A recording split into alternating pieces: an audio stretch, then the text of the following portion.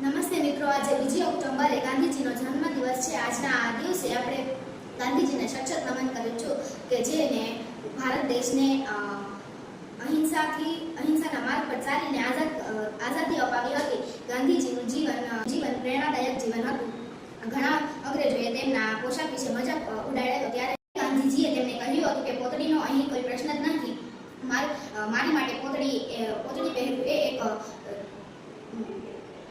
જરૂરિયાત બની હતી। ત્યારે વર્ષો પહેલા ગાંધીજીએ કુર્તા અને ટોપીનો ત્યાગ કર્યો હતો અને ગરીબો સાથે એકરૂપતા સાધી હતી। ગાંધીજી સર્વધર્મને સમાન ગણતા હતા અને ગાંધીજી કહેતા, હું વિશ્વને કોઈ વિશેષ માનતો નથી, પરંતુ સત્ય એ જ ઈશ્વર છે। મારી માટે સત્ય એ જ ઈશ્વર છે। ગાંધીજીએ કરેલા અગણિત પાપો તેમને ખુલ્લા દિલથી કાબૂલિત કરેલા હતા। ગાંધીજી સર્વધર્મને સમાન ગણતા હતા। ખ્વાજા અહેમદ